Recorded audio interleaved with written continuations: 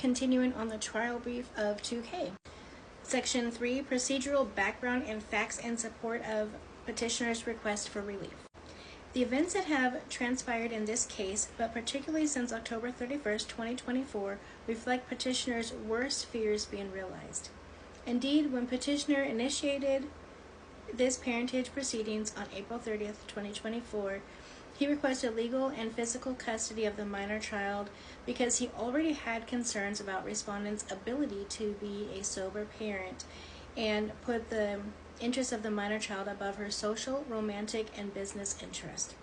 Likewise, due to the events that occurred between the parties following petitioner's initial efforts in their romantic relationship and throughout respondent's pregnancy, petitioner also immediately sought a DVRO with the goal of protecting himself and his family from abuse, including online harassment by respondent.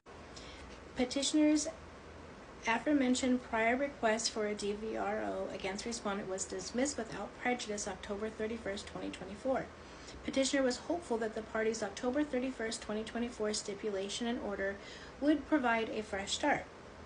He was led to believe that he and respondent had reached a genuine mutual agreement to put their past behind them and that she was equally committed to having a healthy co-parenting relationship for the minor child's benefit.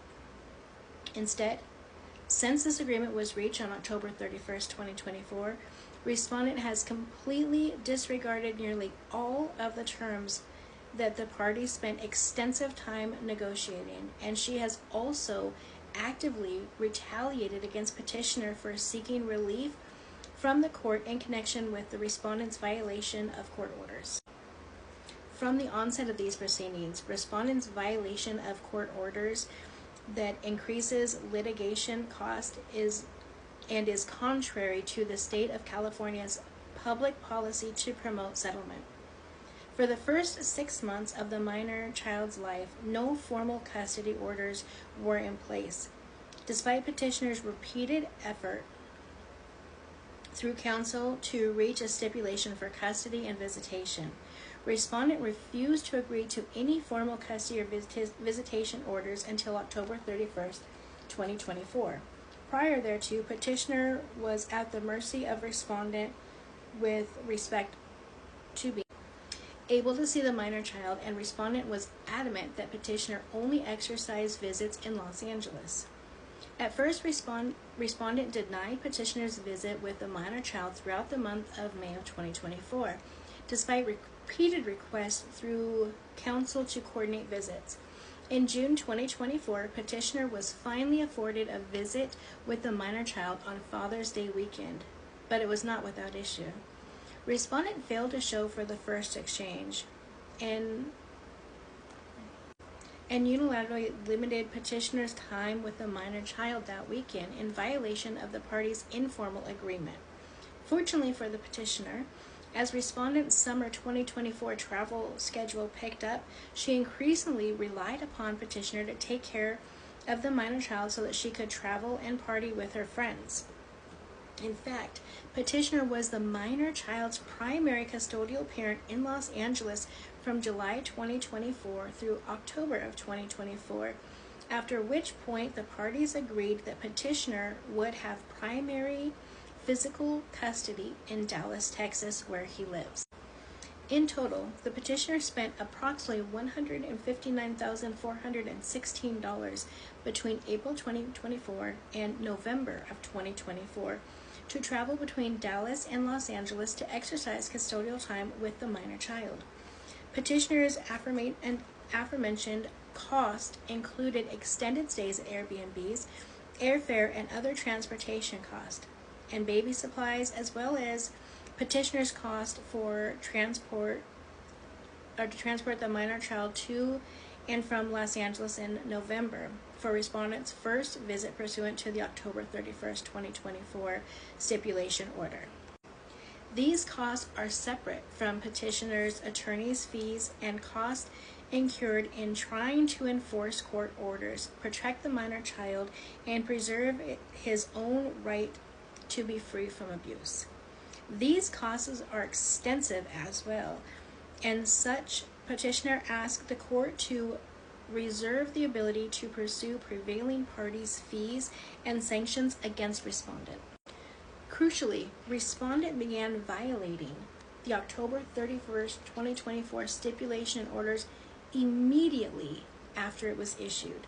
The October 31st, 2024 stipulation and order stated that respondent's visits were to occur in Los Angeles.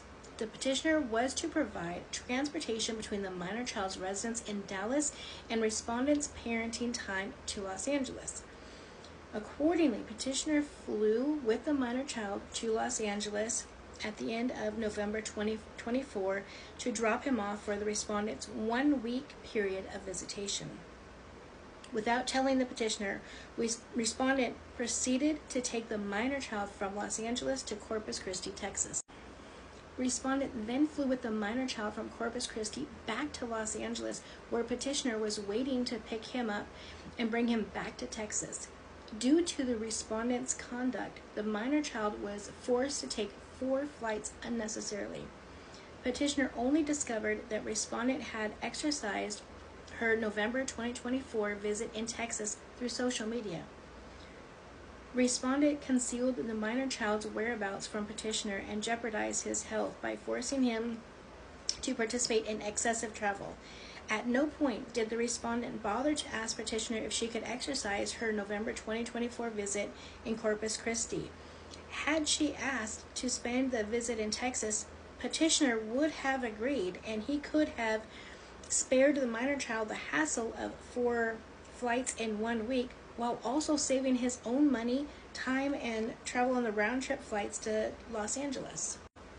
Following the November 2024 visit, the minor child, this is where it goes into his medical stuff, which I said I will not read.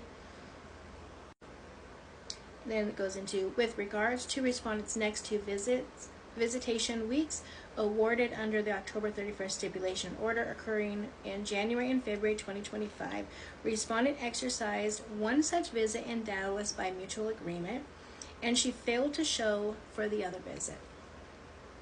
On March 17, 2025, the court made orders requiring respondent to exercise her visits with the minor child in the state of Texas. Respondent did not appear for the March 17, 2025 hearing. Although respondent has acknowledged on multiple public platforms that she was aware of the hearing and simply just chose not to attend.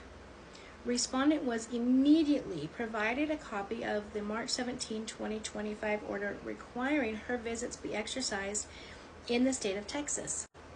In advance of respondent's March 2025 visit, respondent read the court's March 17, 2025 orders along with the petitioner's counsel email regarding said orders while live streaming on social media. Despite respondent's acknowledgement of the requirement that she exercise visits in Texas, respondent chose to remove the minor child from the state of Texas immediately upon picking him up from petitioner's custody in March of 25. Respondent took the minor child to Los Angeles without telling petitioner in violation of the March 17, 2025 order and attempted to conceal his whereabouts thereafter.